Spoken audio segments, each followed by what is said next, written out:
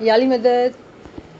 ایک بار پھر ہم تمام جمع ہوئے ہیں اور ہم میں سے کچھ لوگ پچھلی دفعہ نہیں آئے تھے، تو ہمیں یہ سوال کو ریپیٹ کرنا ہے جو ہم فرمان کلاس میں بار بار ہمیں یہ تنقید کی جاتی ہے، ہمیں یہ نصیحت دی جاتی ہے کہ آپ اسم اعظم کو ہی پڑھیں، کیونکہ وہ نام اعظم ہے، سب سے بڑا نام ہے، رائٹ؟ اور نام ہے بھی بڑا، اس میں کوئی شک نہیں، کیونکہ مولا نے اپنے مکھ مبارک سے دیا ہے. اس سے پہلے میں ایک اور بات کروں کہ علم میں درجات ہیں. ہم تمام جانتے ہیں مولا کے فرمان سے مولا نے کہا کہ علم والی روح درجہ بدرجہ چڑھتی ہے. جو شخص پہلی کلاس پاس کرتا ہے وہ دوسری کلاس میں جاتا ہے، دوسری کلاس پاس کر کے تیسری کلاس میں. تو یہاں میں دو باتیں کرنا چاہتی ہوں کہ اگر ہم پہلی کلاس پاس کریں گے، امتحان دیں گے، تو ہمیں دوسری کلاس کا علم ملے گا. تو ایک تو یہ کہ اس گروپ میں بہت صابر لوگ ہیں جنہوں نے پہلی کلاس میں بیٹھ کے دوسری تیسری کلاس پاس کر لی ہے. تو ان لوگوں کے لیے جو ہے یہ ہے کہ ہم آگے کی کلاس میں ان کو لے کے جانا چاہ رہے ہیں، اور یہ کتاب جو ہے وہ آگے کی کلاس کے لیے ہے. اس لیے جو تسبیحات اگر آپ پڑھ رہے ہیں، یہ بک 3 کی بات کی جا رہی ہے، جو تسبیحات پڑھ رہے ہیں وہ تھوڑی سی مشکل ہے اور ہائی لیول کی ہیں، قرآن کی ہیں، تو اس لیے ہمیں مشکل پیش آ رہی ہے. لیکن آپ یاد رکھیں اسی مثال کو کہ جو بچہ اسکول جاتا ہے خوب محنت کرتا ہے تو اس کا استاد جو اس کو زیادہ علم دیتا ہے. اگر اس کا بس چلے گا تو اس کو پروموشن کر دے گا، بیٹا آپ آگے کی کلاس میں چلے جائیں. تو کوشش یہ ہوتی ہے کہ جو لوگ زیادہ محنت کرتے ہیں ان کی عقل کو زیادہ مواد دیا جائے تاکہ وہ آگے بڑھیں. ایک بات. دوسری بات یہ کہ جب ہم فرمان کلاس میں گئے، کیونکہ یہی ہمارے لیے علم کا ذریعہ تھا، ہم سب بہت خوش قسمت ہے کہ ہم نے فرمان کلاسیں شروع کیا. ہمیں امام کے فرمان سے عشق ہوا اور ہمیں یہ سمجھ آئی کہ اسم اعظم جو ہے سب سے بڑا نام ہے اور لینا چاہیے. وہ ٹھیک ہے. آج ہم دوسرے لیول کی بات کریں. کیوں کر رہے ہیں کہ ہم نے پہلے لیول کو پاس کیا. کس طرح سے؟ فرمان کو پڑھ کے، اسم اعظم کو پڑھ کے. لیکن اسم اعظم کی جو مثال ہے نا کہ اسم اعظم و تسبیحات میں کیا فرق ہے، تو چونکہ ہم نے پہلی کلاس پاس کی ہے فرمان کلاس میں آ کے کہ ہم نے اسم اعظم کا ورد کیا اور ہم نے فرمان سے عشق کیا، تو آج ہم جو ایک نیا لیسن سیکھ رہے ہیں. ہم کو یہ سیکھنا ہے کہ اسم اعظم اور تسبیحات میں کیا فرق ہے اور کیوں پڑھنا چاہیے. تو سب سے پہلی بات کہ اسم اعظم کو لیں، تسبیحات کو لیں. یہ تمام نام جو نا قرآن سے ہیں، یہ تمام نام قرآن سے ہیں. آج آپ کا کوئی بھی اسم اعظم ہے، آپ یقین کریں اگر قرآن کو کھول کے پڑھیں گے آپ کو آپ کا اسم اعظم ملے گا. پھر ہم نے تمام نے سنا ہے کہ 99 نام خدا کے، وہ بھی اسم ہے خدا کے، رائٹ؟ تو وہ اسم ہے. اس نام کو ہم اسم اعظم اس لیے کہتے ہیں کہ ہمارے مولا نے ہم کو اپنے مکھ مبارک سے ہماری روح کو دیکھتے ہوئے ہمیں ایک نام دیا کہ یہ نام پڑھو تاکہ ست شبد ہے گرو ہمارا، وہ ہمارا گرو بن کے ہم کو سمجھائے، کیا ہو جائے؟ زندہ ہو جائے، وہ نام زندہ ہو جائے. تو خدا کا ہر نام جو ہے وہ زندہ ہے، خدا کا ہر نام ہے وہ زندہ ہے. اب اس کو نا غور کرنا ہوگا کہ زندہ مطلب کیا. یہ میری بہن میرے پاس بیٹھی نا، یہ زندہ ہے، میں اس کو چھو سکتی ہوں، اگر یہ بولے گی نا میں سن سکتی ہوں، میری آنکھیں اس کو دیکھ سکتی ہیں. اسی طرح سے میرا اسم اعظم زندہ ہے. ست شبد ہے گرو ہمارا. گرو جو دکھے نہیں وہ کیسے گرو ہوا؟ گرو دکھنا چاہیے نا، گرو سے باتیں کرنی چاہیے، گرو مجھے سنائی دینا چاہیے. کیا ہم کو ہمارا گرو دکھائی دیتا ہے، سنائی دیتا ہے؟ نہیں نا، نہیں نا. ہم کوشش کریں نا، ہماری چاہت ہے کہ ہمارا شبد جو ہے وہ زندہ ہو جائے، کیونکہ ہماری روح کو ایک کسرنی کرنی ہے، ایک ورزش کرنی ہے کہ ہم اس کا نام لیں، اتنا لیں کہ وہ زندہ ہو جائے. جب وہ زندہ ہو جائے گا تو مجھے نظر آئے گا، وہ مجھ سے باتیں کرے گا. لیکن وہ کیا ہے؟ وہ منزل ہے، وہ وہاں پہنچنے کی منزل ہے. رستے میں سیڑھیاں ہیں. مجھے بتا دیا کہ بیٹا آپ کو یونیورسٹی پہنچنا ہے، ٹھیک ہے، مجھے کسی نے کہا بیٹا یونیورسٹی پہنچنا ہے، اسکول کا دروازہ دکھایا نہیں، میں پہنچوں گی یونیورسٹی؟ کبھی بھی نہیں پہنچوں گی. اگر مجھے کہا کہ بیٹا منزل نا یونیورسٹی ہے، تو مجھے کیا ہوگا؟ مجھے کوئی ملے جو مجھے لے، بیٹا یہ پہلی کلاس ہے، 8ویں کلاس 9ویں کلاس 10ویں کلاس پاس کرو پھر کالج جانا ہے، اس کے بعد یونیورسٹی آئے گی. تسبیحات کی مثال اسکول اور کالج کے برابر ہے. کیوں؟ ایک دوسری مثال سے سمجھتے ہیں. اگر ایروپلین اڑتا ہے نا تو ایروپلین میں کیا ہوتا ہے؟ اس کا انجن ہوتا ہے. جب اگر آپ پلین میں بیٹھے ہیں تو گرر کر کے آواز آئے گی، کان میں تکلیف ہوگی، ایک دم پریشر لگتا ہے، اتنا پریشر، تب جا کے پلین اڑتا ہے. تو اسم اعظم جو ہے نا وہ انجن ہے. لیکن اگر خالی انجن ہو تو پلین اڑے گا؟ نہیں اڑے گا. پلین میں کیا ہوتا ہے, بہت بیلنسنگ وے میں اس کے ونگز ہوتے ہیں, اس کے پر ہوتے ہیں جو اس کو اڑائے رکھتے ہیں. ٹھیک ہے, اگر 4 سے 5 یا دن میں نے خوب اسم اعظم پڑھا تو گر تو ہوگا, اڑے گا نہیں, اوپر تو ہوگا, مینٹین نہیں ہوگا, گر جائے گا. اس کو اڑانے کے لیے مجھے پر چاہیے. مولانا فرمان نے فرمایا کہ آپ کے پاس 2 سڑکیں ہیں, ایک حیوان کی, دوسرے فرشتے کی. تو فرشتے کی کیا مطلب ہے کہ فرشتے عبادت کرتے ہیں, ہم کوشش کر رہے ہیں, ہم فرمان پڑھیں عبادت کر رہے ہیں, علم کلاسز, یہ تمام الگ الگ طریقے ہیں عبادت کے. 4 سے 5 صرف عبادت نہیں ہے, ہم علم کلاس میں بیٹھے ہیں, ہم یہ علمی عبادت کر رہے ہیں. اگر ہم تسبیح نکالتے ہیں وہ بھی عبادت ہے, اگر ہم اسم اعظم پڑھتے ہیں وہ بھی عبادت ہے, اگر ہمارے دل کے اندر مولا کا نام ہے, ہم کھانا پکا رہے ہیں وہ بھی عبادت ہے, اگر ہم اپنے شوہر کی سیوا کر رہے ہیں, بچوں کو پال رہے ہیں اور دل میں خدا کا نام ہے اور ہمارے منہ سے اچھے شبد ہیں, اچھے ہمارے اعمال ہے, وہ بھی عبادت ہے. ایک مومن 24 گھنٹے عبادت کرتا ہے, الگ الگ قسم کی. کچھ عبادت کا فائدہ کم ہے, کچھ عبادت کا فائدہ بہت زیادہ ہے. تو ایک ہوشیار مومن جو ہوتا ہے نا, پیسے دیتے ہیں ہوشیار, عقلوان, یہ جو کیریکٹر سے ہے نا, دانا تھے جی. تو یہ ان تمام چیزوں کو وہ لے کے وہ عبادت کرتا ہے. تو وہ کیا کرتا ہے کہ جو کم عبادت کا ہے فائدہ اس کو میں کم کروں اور زیادہ عبادت. مومن پروفٹ کماتا ہے. پیر نے کیا کہا, ورن جاڑا ورن روڑو کری لاؤ, کہ بزنس مین پروفٹ لے کے آنا. کس پروفٹ کی بات ہو رہی ہے, کون سا پیر نے ہم کو پیسہ دیا ہے, ہم کو سانسیں دی ہے کہ دنیا میں آئے ہو, سانس لے کے آئے تو تم کو کما کے جانا ہے, خالی ہاتھ نہیں جانا ہے. تو ایک عقل مند بزنس مین کون ہوگا جو دیکھے گا مجھے سب سے زیادہ جہاں منافع ہو نا میں وہاں میرا سانس لگاؤں. تو عقل مند مومن جو اپنے آپ کو آگے بڑھائے. لیکن جمپ نہیں کر سکتے ہم, سیڑھیاں چڑھنی ہے. اگر میں کہوں آج میں 6 مالے جمپ کر کے آ جاؤں دلشاد بہن کے پاس, تو نہیں آ سکتی, مجھے سیڑھیاں چڑھنی پڑے گی. لیکن ہاں ایلیویٹر بھی ہے جو مجھے خود محنت کر کے لاتا ہے. ٹھیک ہے, تو چوائس ہے کہ سیڑھی چڑھ کے آؤں کہ میں اپنے لیے ایلیویٹر بنا لوں. غور کریں, یہ دونوں طریقے مجھے اوپر لاتے ہیں. تو تسبیحات جو فرشتے کی بات کی نا, کہ حیوان کی سڑک اور فرشتے کی سڑک. تو فرشتے کون ہوتے ہیں, جو اڑتے ہیں. فرشتے عبادت کرتے ہیں, اڑتے ہیں. اڑتے ہیں تو خدا کا حکم کا پالن کرتے ہیں. تو آج ہم جو ہے ہم کیا کرنا چاہ رہے ہیں, فرشتے بننا چاہ رہے ہیں. ہم اسم اعظم کر رہے ہیں, ہم علم کی کلاسز اٹینڈ کر رہے ہیں, عبادت کر رہے ہیں, جو بھی ہم کو سمجھ میں آ رہا ہے کر رہے ہیں. لیکن اور تسبیحات بھی کر رہے ہیں. یعنی جو پچھلی کلاس میں جب میں نے باتیں کی, ہر ایک نے کام تسبیح کر رہے ہیں. لیکن تسبیحات کا فوکس کیا ہے, صلوات اور روحانی کے لیے, خود کے لیے نہیں ہے. پھر ہم نے بات کی تھی بی بی فاطمہ کی تسبیح. تو جو لوگ نہیں تھے, ہم آپ سے لیکچر شیئر کریں گے کہ بی بی فاطمہ کی تسبیح کس طرح سے ہمیں ملی, اور وہ مشکل آسان کی تسبیح ہے. ہماری مشکل آسان کی تسبیح ہے, وہ ہمارے لیے بھی ہم اسی طرح پڑھتے ہیں. تو ہماری مشکل دو لحاظ سے, ایک ہماری جسمانی مشکلات ہے اور ایک ہماری روحانی مشکلات ہے. روحانی کیا مشکلات ہیں, باطنی بیماریاں, نادانی میں حسد کر دینا, کینہ, بغض, اندر سے کسی کو جج کرنا, جو خیال کے سوچ کے گناہ ہے. ٹھیک ہے نا, تمام گناہوں سے پاکیزگی. آپ کو پتہ نا, عبادت آگے نہیں بڑھتی ہے جب تک اعمال کی پاکیزگی نہیں ہوتی.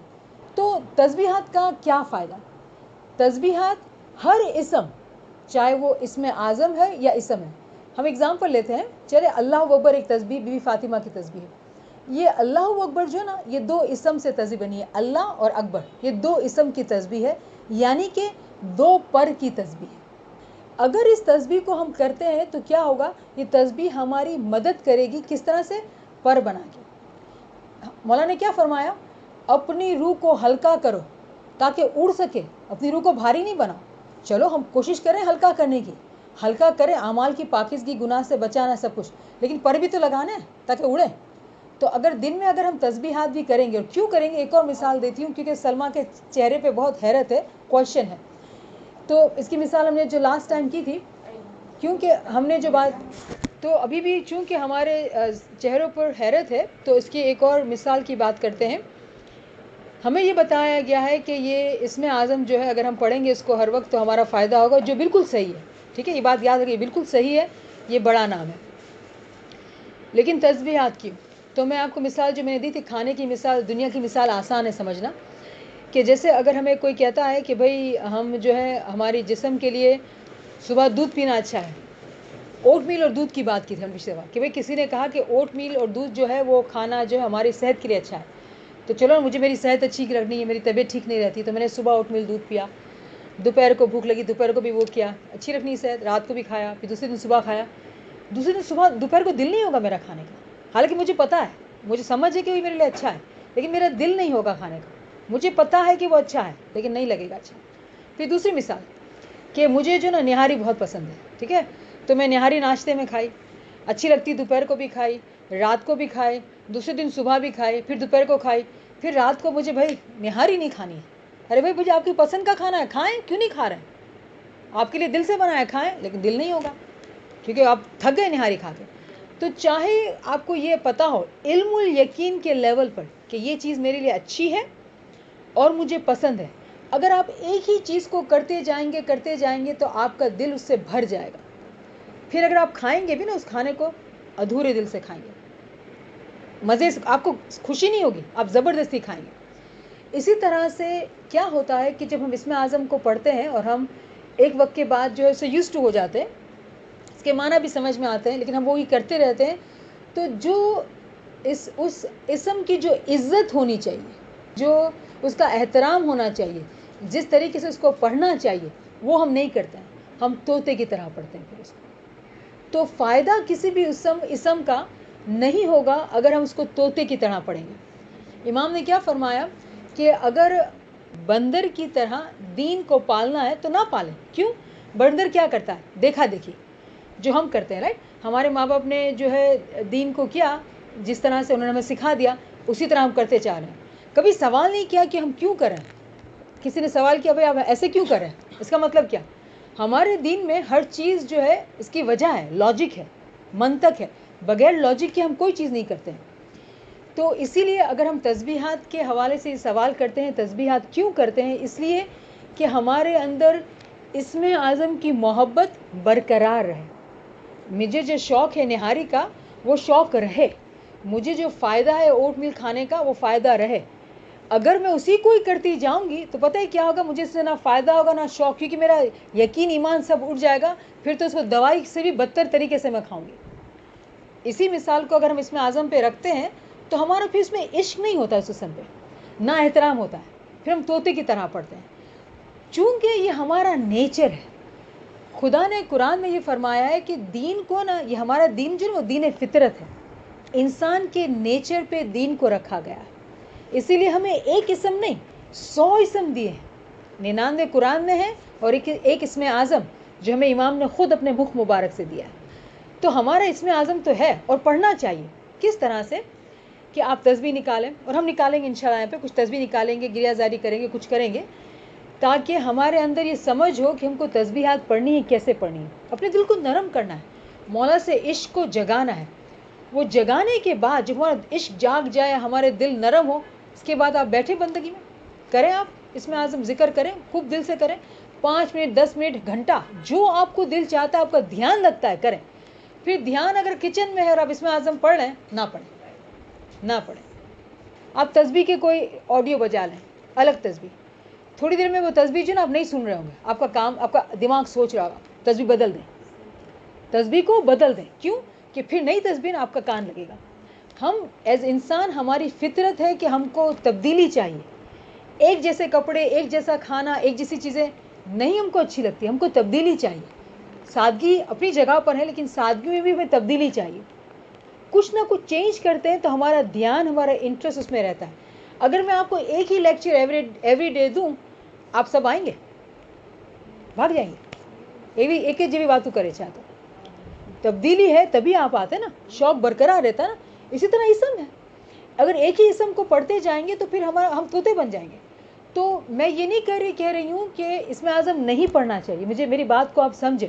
मैं ये कह रही हूँ इसमें आज़म को आप उस वक्त पढ़ें जब आपका दिल बहुत नरम हो, आपके अंदर मौला का इश्क जो ना ठाटे मार रहा हो, आपकी आंखें नम हो, तब पढ़ें आप। सही मानों में उसका जिस तरह हक अदा करना चाहिए, ऐसे इसमें आज़म को पढ़ें। जब नहीं है आपका दिल, आप तस्बीहात सुनें और फिर तस्बीहात के माना पे गौर करें। फिर हम गिरियाजारी की प्रैक्टिस इंशाल्लाह करेंगे, तो आप देखें कि गिरियाजारी कैसे करनी चाहिए। गिरियाजारी करें, फिर एक तस्बीह से दिल भर जाए ना, फिर ना सुने उसको, दूसरी तस्बीह लगाएं, तीसरी तस्बीह लगाएं। तस्बीहात का ख़जाना होना चाहिए। अरे खुदा हमारा जो है वो ख़जानों का मालिक है, तो हम क्यों गरीब है भाई? हमारे पास भी इतने सारे इसम होने चाहिए, अलग अलग इसम, अलग अलग। तो अलग अलग तस्बीहात को सुनने से हमारा ध्यान रहेगा। और हम औरतों के लिए सबसे बड़ा फ़ायदा, آپ کو پتا ہے نا ہمارا دماغ جو ہے نا وہ کبھی بھی شانت نہیں ہوتا ہے, اور ہم جو بھی دیکھتے ہیں نا, کیوں ہم کو کہا گیا کہ بھائی پی صددن آنکھ انے کان تمہارا جیوا جاتا. آنکھ سے جو دیکھتے ہیں وہ جاتا ہے اندر خیال, کان سے جو سنتے ہیں وہ اندر جاتا ہے. اور ہم خواتین شاید ہمارا فلٹر جو ہے کمزور ہے, ہم زیادہ سوچتے ہیں چیزوں پہ, ٹھیک ہے نا, زیادہ بولتے ہیں, تو گناہ شاید ہم زیادہ کر لیتے ہیں مجھے لگتا ہے آدمیوں کے مقابلے میں, تو ہمارا نقصان بھی ہم زیادہ کرتے ہیں. تو ہماری سوچ کو توڑنے کے لیے عبادت میں سب سے بڑا مسئلہ پتہ ہے کیا ہوتا ہے, ہماری سوچ نہیں رکتی ہے. ہم چاہتے بھی ہیں اس میں اعظم کو پڑھنا, سوچ نہیں رکتی. تو سوچ کو روکنے کی پریکٹس دن میں ہمیں تسبیحات کے تھرو کرنی چاہیے, تاکہ الگ الگ اسم جو پڑھ رہے ہیں نا تو ہم سوچ کو آنے نہیں دیں, یعنی کہ اپنے دماغ کو نا سجاگ رکھیں. سوچ آئی, ہاں جو بھی میں سن رہی نا وہ اندر نہیں جا رہا ہے, لیٹ می چینج, اس کو چینج کیا. پھر آپ نیا نام سن رہے ہیں, ابھی اللہ اکبر سن رہے تھے, اب دھیان واپس ہٹ رہا ہے, دھیان لگا اللہ اکبر, پھر ہٹ گیا, پھر دوبارہ لگا, چلو تسبیح چینج کر دی الحمدللہ. تو آپ کو پتہ ہے تسبیحات بھی الگ الگ آوازوں میں, تھوڑی میوزک کے ساتھ, تو مزہ آ رہا ہے. ہم ساتھ گانا شروع کر دیں, ہے نا, خود بولنا شروع کر دیں. پھر کبھی کبھی یہ ہوتا ہے کہ ہم تسبیح بج بھی نہیں رہی, ہمارے اندر بج رہی ہے تسبیح. یہ مولا کی رحمت ہے, یہ معجزہ ہے, یہ ترقی کی نشانی ہے کہ تسبیح اندر اندر خود بج رہی ہے, میوزک کے ساتھ بج رہی ہے. کتنی عجیب بات کہ کبھی کبھی تسبیحات میوزک کے ساتھ بج رہی ہوتی ہے, آپ سن رہے ہوتے ہیں, تو وہ کیا, یہ معجزہ ہے, یہ روحانی ترقی کی نشانی ہے کہ آپ کی ترقی ہو رہی ہے. تو ہمیں یہ پتہ ہونا چاہیے کہ ہماری ترقی کب ہو رہی ہے. اگر ترقی کا پتہ نہیں چلے گا تو ہمارا شوق کیسے بڑھے گا. یہ تو بہت ضروری ہے کہ ہم یہ جانیں کہ ترقی کی نشانی کیا کیا ہے. جب ہم کو پتہ ہوگا نا کہ یہ ترقی ہے, خوشی ہوگی, شکر گزاری ہوگی, مولا کا نام لینے کا زیادہ دل چاہے گا, سجدے دینے کا زیادہ دل چاہے گا. میں سجدے مجھے بہت پسند ہے. کیوں؟ میں نے آپ کو آیت بتائی تھی پچھلی دفعہ کہ قرآن میں ایک آیت ہے وسجد وقترب, کہ سجدہ کرو قریب آ جاؤ. تو ہم کو سب کو سجدے کرنے چاہیے. جن کو جسم کی تکلیف ہے, مشکل ہے, قلبی سجدے, مولا کو یہ بولیں کہ مولا میں سجدہ کر رہی ہوں, میرے جسم میں تکلیف ہے, تو جانتا ہے, مجھے کسی کو دکھانے کے لیے سجدے نہیں کرنے, میرے مولا سے میرا اپنا کمیونیکیشن ہے. اور ہم سجدے کریں جتنے کر سکتے ہیں, جو لوگ زمین کو چھو سکتے ہیں چھوئیں, سجدے کریں. تو جب شکر ہوگا تب سجدے بھی کریں گے نا. جب شکر کی فیلنگ ہی نہیں ہوگی تو ہم سجدے کس طرح سے کریں گے. تو جب دل میں خوب شوق آئے تب سجدے کریں. تو یہ الگ الگ طریقے کی عبادت ہے, اور الگ الگ طریقے کی جسم کی عبادت ہے. جسم اس لیے دیا گیا ہے کہ جسم کی ورزش ہو, جسم کو استعمال کرنا ہے. عبادت میں ہم کو بٹھانا ہے جسم کو تاکہ جسم عبادت کرے. چل کے علم کلاس میں آنا ہے تاکہ جسم کی ورزش ہو. جسم کا کام یہ نہیں کہ دنیا کی نوکریاں کرنی, پیسے کرنا ہے یا بچوں کو سنبھالنا ہے. جسم کو ہمیں دیا گیا اس لیے کہ ہم اس جسم کو استعمال کر کے اپنی روحانی ترقی کریں. تو جسم کو تھکانے سے ڈرنا نہیں ہے, ہمت بندھانی ہے. اور ہمت کے لیے ہمارے پاس تسبیح ہے. ہم نے جو پچھلی دفعہ تسبیح کی تھی کہ ہمارے اندر کبھی ہمت کی کمزوری ہوتی ہے, کبھی ہم کو سمجھ نہیں آتی ہے چیزیں, تو ہم نے کیا بات کی تھی, توفیق, تائید, ہمت, یاری. توفیق دے, تائید دے, ہمت دے, یاری دے. میری قابلیت ہے کہ میں آپ کے سامنے بولوں, مجھے کہاں علم آتا ہے, میری کوئی قابلیت نہیں ہے. تو اگر میرے منہ سے کچھ نکلتا ہے تو وہ آپ ہی کی روحوں کی محنت ہے جس کی وجہ سے یہ الفاظ منہ سے نکلتے ہیں. یہ مولا مجھے توفیق دیتا ہے تو میں بول پاتی ہوں, ورنہ میری زبان نہیں چلے گی. تو توفیق, تائید, مدد دے, ہمت دے. زبان سے اتنے الفاظ ادا ہونا, اس کے لیے ہمت چاہیے. ہمت دے اور یاری دے, تیری دوستی دے. اب کہاں میرا مولا, کہاں میں ناچیز, کوئی تعلق ہے؟ کوئی تعلق نہیں. لیکن تسبیحات کے ذریعے سے میں مولا کو کہہ سکتی ہوں, مولا میرا دوست بننا, یا رفیق اعلیٰ, میرا سب سے بہترین دوست. آپ بھی میرے دوست ہیں لیکن میرے بہترین دوست نہیں ہیں, میرا بہترین دوست تو وہ ہے. تو اس طرح سے کہ یہ سب میرے دوست ہیں لیکن میرا بہترین دوست تو وہ ہے, یا رفیق اعلیٰ. تو اس طرح کی جب ہم سوچ رکھتے ہیں, جب پیار کرتے ہیں مولا سے الگ الگ طریقے سے. دیکھو جب ہم شروع میں جب فرمان کلاس میں آئے تو ہم نے کیا دیکھا, ہم نے وہ فرمان پڑھا کہ ایک مالک ہوئے, غلام એને પીળો زرد لباس પહેરાવો અને સારા કપડાં પહેરવામાં આપો, ખાવાનું પહેરવામાં આપો. પછી ઈસુ કહેશે મને મહેનત કરવાની શું જરૂર છે, હું અહીંયા જ બેઠો છું, હું રાજી છું, મને માલિક બધું આપે છે. یہ کیا مثال ہے, مالک کی اور غلام کی. تو جو پہلا ریلیشن شپ ہوتا ہے مومن کا, وہ مالک اور غلام کا ہوتا ہے کہ میں مولا کا غلام ہوں. مولا نے مجھے سب دیا ہے, دنیا میں جسم ہے, گھر ہے, بچے ہیں, شوہر ہے, کیا ضرورت پڑی محنت کرنے کی, بس چل رہا ہے, چلنے دو نا. جمع خانے جاتے ہیں, دعا پڑھتے ہیں, بس کافی ہے. نہیں, مولا نے کیا بولا, જેને સેઠ બનવું હશે, જે ગુલામને સેઠ બનવું હશે એ કહેશે ના, હું આનાથી રાજી નથી. تو سیٹ بننے کا مطلب کیا ہے, ہم یہ جانتے ہیں کہ ہم تمام کو فنا فی الامام ہونا ہے. मौला के साथ एक होना है। तो हमने ये बात की थी ना कि जब बैतुल ख्याल के मजलिस में मौला ने पूछा कि आप में से किसने नूर देखा है, कोई हाथ नहीं उठा रहा है। तो मौला कहते नहीं हाथ उठाओ, किसने नूर देखा? तो रहीम बसरिया मौला कहते खड़े हो जाए। बोलते खड़े हो जाते डर के मारे, क्योंकि शर्म आती है और हमको आजिज़ी, राइट, सबके सामने खुद की बात कैसे करना कि मैंने नूर देखा है, हम नहीं कर सकते ये बात, ये तो अजीब व गरीब बात हो गई। मौला उनको खड़ा करते हैं, कहते हैं तुम बताओ कि तुमने क्या देखा है। तो बोला नहीं मौला, मेरे मुँह से ये बयान नहीं होगा, ये निकलेंगे नहीं अल्फाज। मौला कहते मैं कहता हूँ, तुम बताओ। तो वो डरते डरते कहते हैं कि मौला मैं अपने आप को आपकी जगह पर देखता हूँ। क्या मतलब इस बात का? वो अपने आप को इमाम देखते थे, यानी कि वो कह रहे थे कि मैं फना फिल इमाम हो चुका हूँ। लेकिन क्या कभी उन्होंने इमामत का दावा किया? कभी किसी से नहीं कहेगा वो मोमिन हमेशा आजिज़ रहेगा, जमात की खिदमत करेगा, अपने काम करेगा। क्यों? कि उसको मालूम है कि उसकी आजिज़ी में उसकी भलाई है। तो एक मौला ने क्या हमको हुक्म दिया कि वो गुलाम कभी भी राज़ी नहीं होगा। वो क्या कहेगा? मैं सेठ बनूंगा, यानी कि मैं मेरे मौला में एक होऊंगा तभी मैं खुश होऊंगा। मुझे गुलामी नहीं पसंद है, मुझे मेहनत करनी है, मुझे मेरे मौला के साथ एक होना है। क्या होना है? आका बनना है, मेरे मौला के साथ एक होना है। जब इमाम के साथ एक हो गए तो कौन, मैं ख़त्म हो गई, फिर कौन हो गया? इमाम ही बच गया ना। लेकिन ये ज़िंदगी में मुमकिन है, इसके लिए मरने की ज़रूरत नहीं है, ज़िंदगी में मुमकिन है, ठीक है। और रहीम बसिया की मिसाल हमारे सामने है। ये था मौला से पहला रिलेशनशिप, गुलाम का और आका का। फिर क्या हुआ? आगे चलते हैं। मिसाल हम बयान करते हैं कि इस वक्त मुझे कोई गिनान या कलाम मौला का पार्ट नहीं याद आ रहा है, जिसमें मौला ने ये फरमाया है कि एक वक्त में ऐसा आता है कि जब मोमिन जो अपने मौला से दोस्ती करता है, तू मेरा दोस्त है। ये हदीस है हुज़ूर सल्लल्लाहु अलैहि वसल्लम की, वो तस्बीह निकालते थे, ये बहुत लंबी हदीस है। इसका आखिरी हिस्सा ये है कि या रफ़ीक आला, हमारे लिए हुज़ूर सल्लल्लाहु अलैहि वसल्लम मिसाल है, रोल मॉडल है। तो वो अगर अपने खुदा को दोस्त की तरह पुकारते थे, तो एक मोमिन जब अपने आप को गुलामी में रखता है, फरमान बरदारी करता है, जो हमने फरमान क्लास में की, तो जो दूसरा दर्जा होता है वो क्या होता है? इमाम से दोस्ती करने का, ये कहने का कि मौला तू मेरा दोस्त है।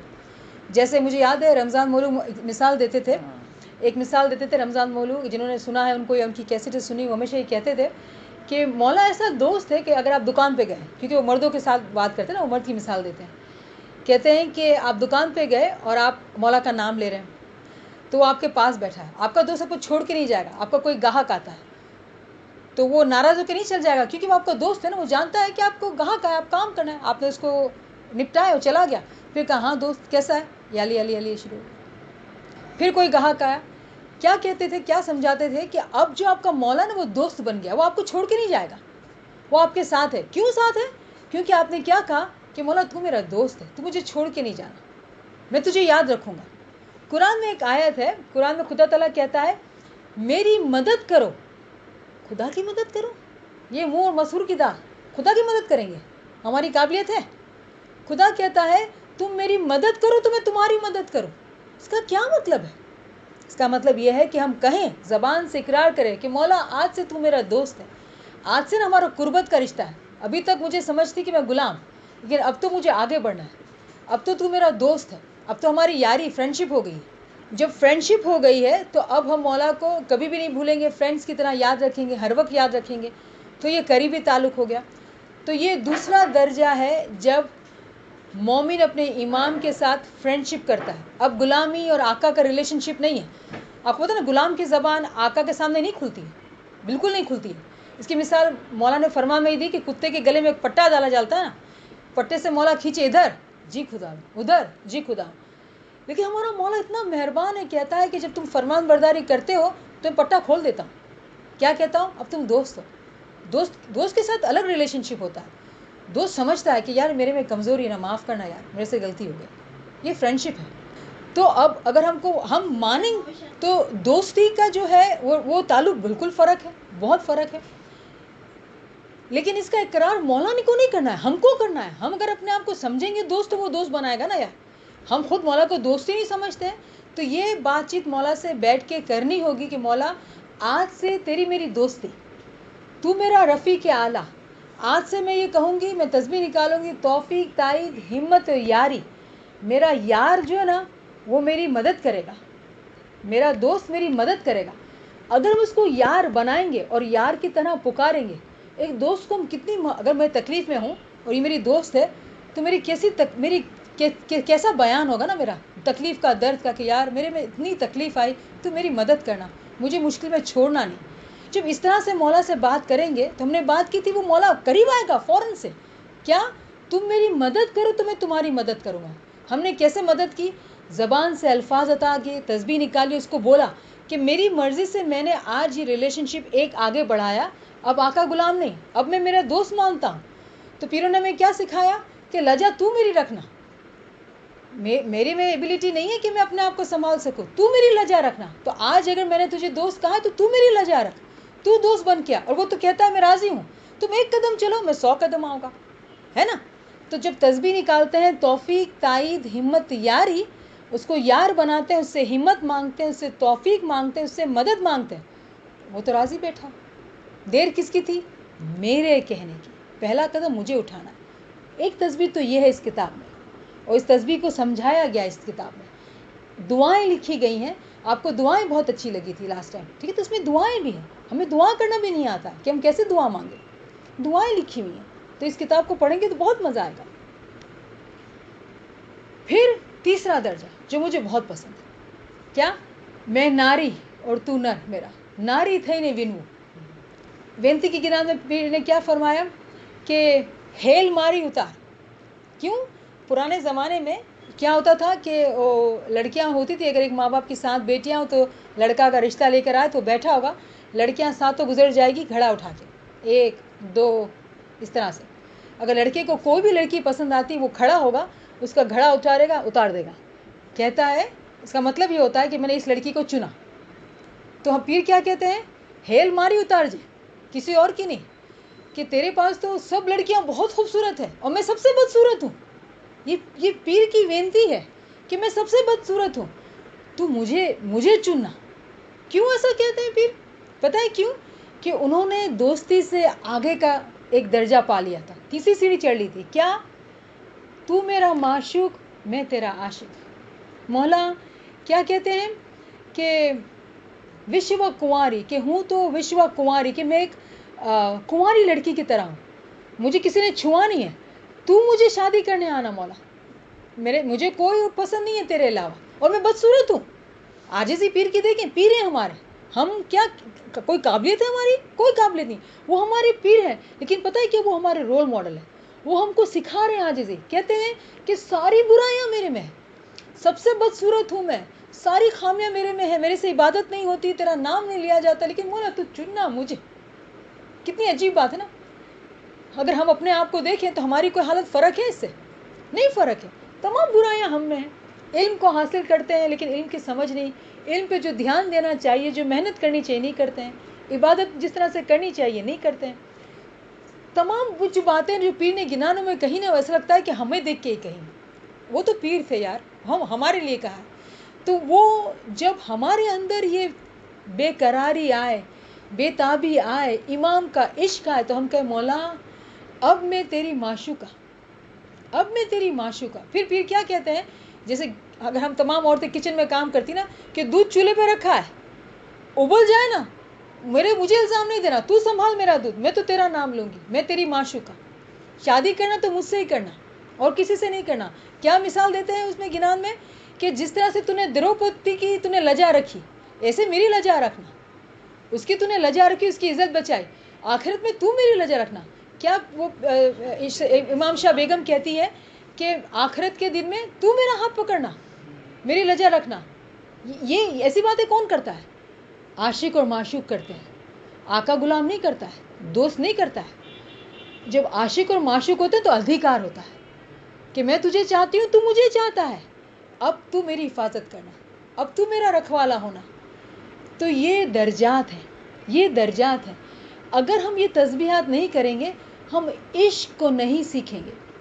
جو ست شبد ہے ہمارا، اسے ہم کو عشق کرنا ہے۔ جب عشق کریں گے نا تب وہ زندہ سامنے آئے گا۔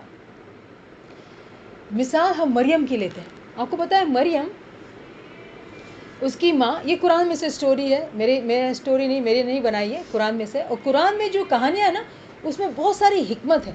قرآن پڑھنے سے ہمیں گنان کی اور فرمان کی سمجھ آتی ہے۔ تو یہ جو باتیں میں نے کی نا، اس کی سمجھ جو نا قرآن سے آئی ہے مجھے، لیکن باتیں میں نے گنان فرمان کی ہے. یہ سمجھ مجھے پہلے نہیں تھی، قرآن کے پڑھنے سے آئی ہے. اور میں آپ کو ایک قصہ قرآن سے بتاتی ہوں جس سے آپ کو سمجھ آئے گی. جو ہم کہتے ہیں نا کہ ست شبد ہے گرو ہمارا، یہ کیسے گرو ہے، کیسے زندہ ہوگا. تو بی بی مریم کی کہانی میں سناتی ہوں آپ کو کہ بی بی مریم کی ماں حجت تھی، وہ پیر تھی. ان کے دل میں ایسا آیا کہ میرے گھر میں جو اولاد ہوگی نا میں میرے مولا کے ہاں قربان کروں گی، ٹھیک ہے، مولا کی راہ میں دوں گی. ان کا نام جو تھا وہ حنا تھا، اور ان کے شوہر جو تھے ان کا نام عمران تھا، جو زمانے کے امام تھے، اور جو پیغمبر تھے اس زمانے میں زکریا تھے. تو جب حمل سے ہوتی ہے تو وہ یہ دل میں فیصلہ کرتی ہے، کیا کرتی ہے، مولا سے بات چیت کرتی ہے. ہم میں سے ہر ایک کو مولا سے بات چیت کرنی چاہیے. شوہر سے بات کرتے ہیں، بچوں سے بات کرتے ہیں، دوست سے بات کرتے ہیں، گاہک سے بات کرتے ہیں. کبھی مولا سے بیٹھ کے بات کی؟ مولا سے بیٹھ کے بات چیت کرنی چاہیے، گریازاری کرنی چاہیے، اکیلے کی بات چیت ایوری ڈے کرنی چاہیے. جیسے مولا نے کہا نا کہ ہر رات کو سوچو کہ تم نے کس ناڑ تپاسو، کہ تمہیں کیوا کام کریا چاہیے، گناہ نہ کام کریا چاہیے کہ نہیں. مومن ہمیشہ اپنی ناڑ کی تپاستا ہے، خود کو، خود ڈاکٹر بن کے. یہ کیا مولا کہہ رہے ہیں ہمیں؟ اپنے آپ کو دیکھو، ٹٹولو، کہ گناہوں کی معافی مانگو مولا سے، اور گریازاری کرو. تو اس نے گریازاری میں یہ بات کی کہ مولا مجھے تو اگر بچہ دے گا تو میں تجھے تیری راہ میں قربان کروں گی. اب جب بچہ ہوا تو بیٹی پیدا ہوئی. یہ تو سوچا نہیں تھا کہ بیٹی پیدا ہوگی. بیٹا ہوتا تو چلو وہ ہیکل میں جا کے، اس زمانے میں جماعت خانے کو وہاں پہ ہیکل کہتے تھے، کہ بیٹے کو دیں گے. اب لڑکی ہوئی. بات میں شارٹ میں کرتی ہوں، پوری ڈیٹیل میں نہیں کرتی ہوں. مریم کو جو ہے ہیکل لے جایا جاتا ہے، زکریا لے کے جاتے ہیں. مریم جو ہے وہ ہیکل میں جماعت خانے میں بڑی ہوتی ہے، جماعت خانے میں، اور زکریا اس کی تربیت کرتے ہیں.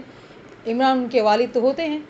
وہ بچی اتنی عبادت میں، خدمت میں وہ اتنی اچھی ہوتی ہے، اتنی زیادہ، کھانا کم روزے زیادہ رکھتی ہے. وہ کھانا جیسے اس کو ملتا تھا تو وہ دیکھتی تھی کہ بھائی کہ کوئی بھوکا ہے، کوئی بھی، پہلے اس کو کھانا دیتی تھی، پھر بچتا تو وہ کھاتی. جیسے ہمارے پیروں نے ہمیں سکھایا نا، ملے تو راضی، نہ ملے تو روزو، پیروں نے سکھایا نا. تو یہ اس کا عملی نمونہ تھی. ذکر میں، عبادت میں وہ بہت زیادہ تھی. یہاں تک کہ زکریا جو پیغمبر تھے نا، وہ اس کو دیکھ کے حیرت کرتے تھے کہ اس کو جو علم مل رہا ہے، جو تعویل مل رہی ہے، وہ مجھ سے کہیں زیادہ ہے. وہ پیغمبر تھے، اتنے بڑی داڑھی والے، اتنی بڑی عمر کے، اور یہ بچی تھی. تو یہ ساری باتیں ڈیٹیل میں جو ہے بہت اچھی اچھی سٹوریز ہیں، لیکن ہم مریم کی بات کریں تو اسی کی بات کریں گے. تو مریم جو ہے وہ ایک دفعہ جو عبادت میں بیٹھتی ہے، اسے یہ حکم آتا ہے کہ تم جو ہے جماعت خانے سے نکل جاؤ اور تالاب میں چلے جاؤ.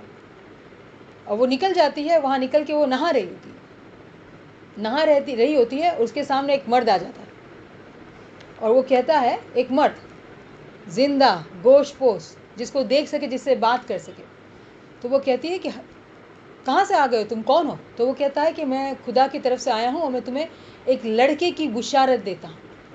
تو وہ کہتی ہے، لڑکے کی بشارت؟ میں کوئی ایسی ویسی عورت نہیں ہوں، مجھے کسی مرد نے چھوا نہیں ہے، مجھے کیسے لڑکا ہو سکتا ہے؟ تو کہتا ہے، خدا کا حکم ہے، وہ تو ہو کے ہی رہنا ہے. خدا کا حکم ہے، وہ تو ہو کے ہی رہنا ہے. تو یہاں یہ کیا بات ہو رہی ہے؟ یہاں پہ بہت بڑا راز ہے. چونکہ ہم علم کلاس میں بیٹھتے ہیں، یہ حق ہے کہ یہ راز کو یہاں بیان کیا جائے. اس کا اسم اعظم جو اس کے والد نے اس کو دیا تھا، جو کہ امام تھے، وہ زندہ ہو جاتا ہے. ست شبد ہے گرو ہمارا، ست شبد ہے گرو ہمارا. جس طریقے سے ہمارے شبد کو پڑھنا چاہیے، جب پڑھا گیا، ذکر کیا گیا، تسبیحات کی گئی، علم کو حاصل کیا گیا، اعمال کی پاکیزگی کی گئی، تو ایک زندہ شخص اس کے پاس کھڑا ہو گیا. اور لڑکے کی بشارت یعنی کہ کیا؟ اس کو ایک اور اسم اعظم عطا ہوا. اس کا اسم اعظم پتہ ہے کیا تھا؟ عیسیٰ. اس کا اسم اعظم جو تھا وہ عیسیٰ تھا. لوگ اس کو ظاہری مثال لیتے ہیں. قرآن میں جتنے قصے ہیں اس کی ظاہری پہلو بھی ہے اور باطنی پہلو بھی ہے. تو وہ حاملہ بھی ہوئی تھی اور اس کو بچہ بھی ہوا تھا جس کا نام عیسیٰ تھا. کیسے، کیوں؟ یہ ایک الگ درجے کی کلاس کی باتیں ہیں. آج جو ہمارا درجہ ہے اس کے مطابق یہ والی بات ہے کہ اسم اعظم اس کو دوسرا دیا گیا تھا جو کہ عیسیٰ تھا. اس کا پہلا اسم اعظم زندہ ہو گیا تھا. تو ایک مومن ایک سیڑھی پہ رہ کے راضی نہیں ہوتا ہے. مومن کی نگاہ ہمیشہ آگے جانے کی ہوتی ہے. تو آج ہم کو امام نے اپنے مکھ مبارک سے اسم اعظم دیا ہے، بس نہیں، ہمیں دوسرا اسم اعظم چاہیے، ہمیں تیسرا اسم اعظم چاہیے. اسم اعظم کی سیڑھی ہے. جب اسم اعظم ختم ہوتے ہیں اس کے بعد بھی اسم اعظم ہیں جو قرآن سے ہٹ کے ہیں، اس کا بھی کوئی نام ہے. جیسے جیسے ہم درجات میں جائیں گے ایسے ایسے درجات کا ہمیں علم ملے گا. لیکن یہ ہمارے اوپر ہے کہ کوئی بھی شیطان کی بازی میں نہ آئے. علم الیقین کے لیول پر آج ہم تمام سیکھ رہے ہیں، لیکن علم الیقین پہ کہانی ختم نہیں ہوتی ہے. اس کے بعد مجھے آنکھوں سے نظر آنا چاہیے عین الیقین کا مقام. جیسے بی بی مریم کو نظر آیا، اس کا شبد اس کو گرو کی مثال پر زندہ اس کے سامنے آیا اور اس سے بات کی، اس کو دکھائی دیا، اس کو دوسرا اسم اعظم دیا عین الیقین. اس کے بعد وہاں بھی ختم نہیں ہوتا ہے سفر. حق الیقین. کیوں مولا نے یہ کہا منصور العلاج کی طرح بننا ہے؟ کیوں؟ منصور العلاج جو تھا وہ حق الیقین کے درجے پہ پہنچا تھا. اس نے اپنی زندگی میں جنت کو دیکھ لیا تھا. تب وہ کہتا تھا میں جنت میں جا کے کیا کروں گا؟ جب تک مغز کو نہیں چکھوں گا تب تک آگے بڑھوں گا. ایک شخص جو علم جنت تک کا لیتا ہے وہ جنت تک ہی رہتا ہے. تو علم میں سیڑھیاں ہیں.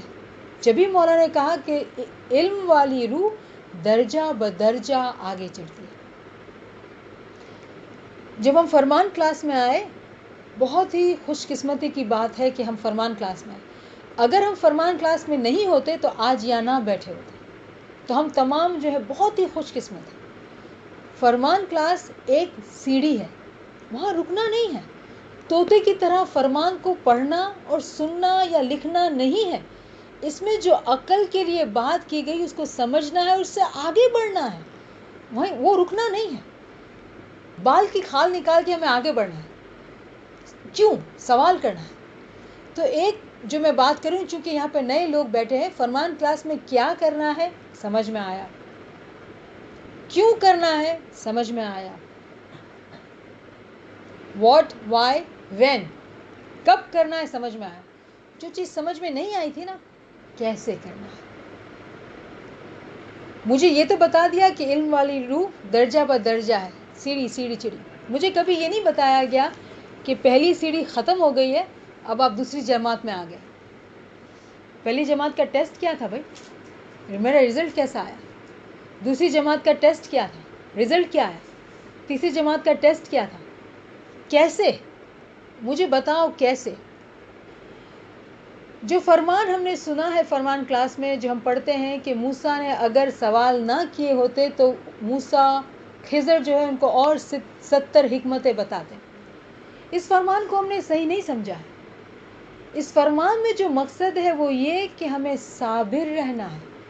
اگر انہوں نے صبر کیا ہوتا، جس وقت صبر کرنا چاہیے اس وقت صبر کرنا تھا. خضر نے یہ نہیں کہا تھا کہ سوال نہیں کرنا، خضر نے کہا تھا اس وقت سوال نہیں کرنا. کیا مطلب ہے؟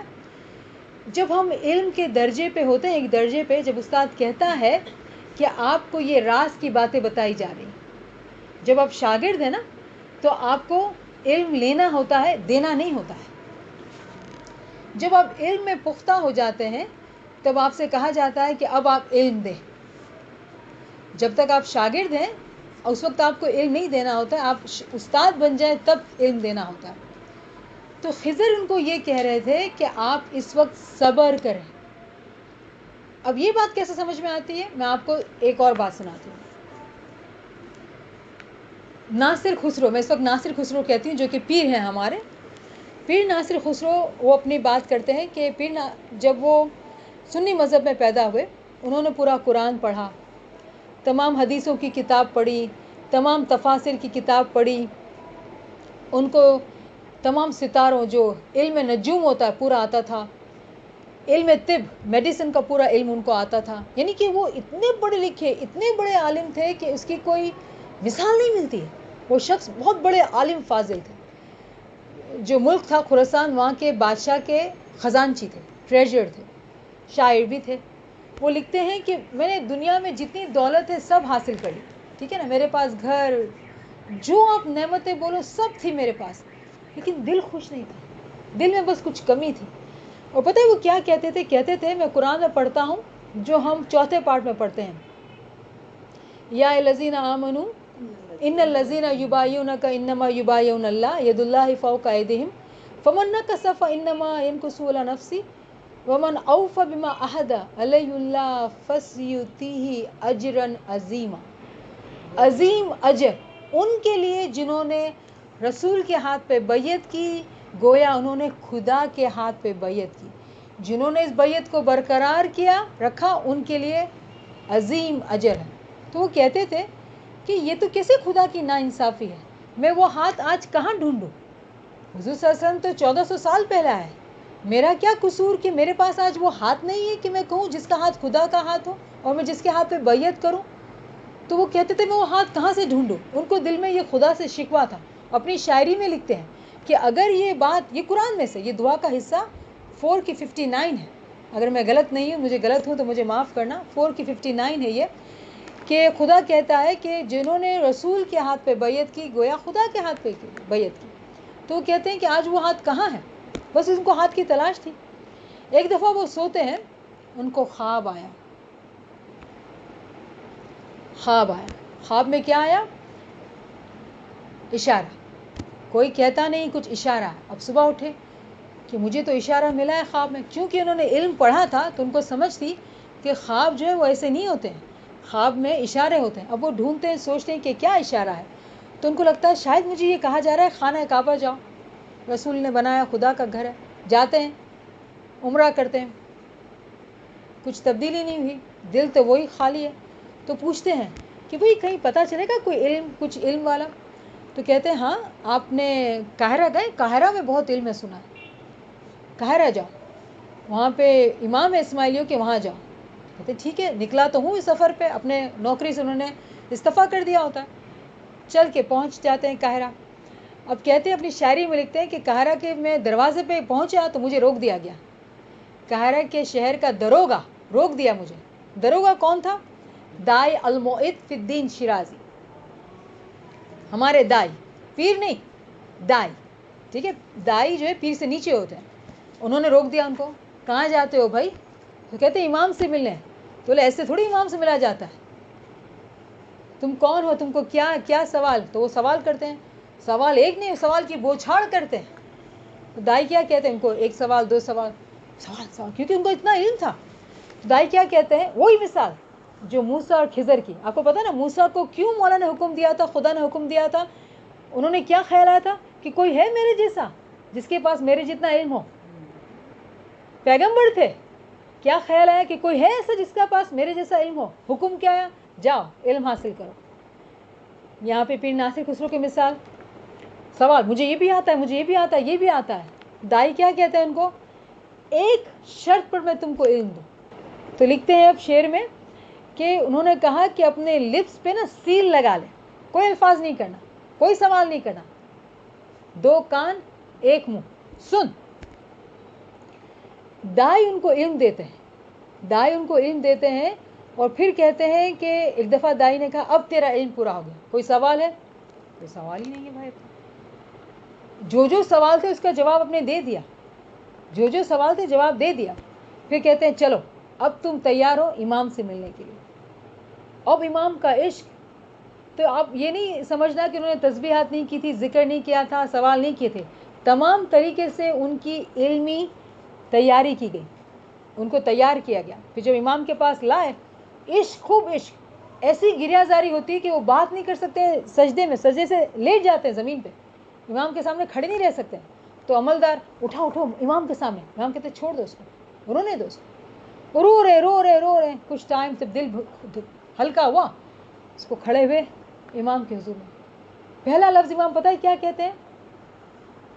ہم تم کو خراسان کا حجت مقرر کرتے ہیں. پہلے دیدار میں، پہلی ملاقات میں پہلا لفظ علم کس سے حاصل کیا تھا؟ دائی سے، پیر سے نہیں. اور خود پیر بن گئے. دائی سے علم حاصل کیا تھا، خود پیر بن گئے. اس کا مطلب کیا ہوتا ہے؟ 2 باتیں ہو رہی ہیں. پہلے دائی کی بات کرتے ہیں.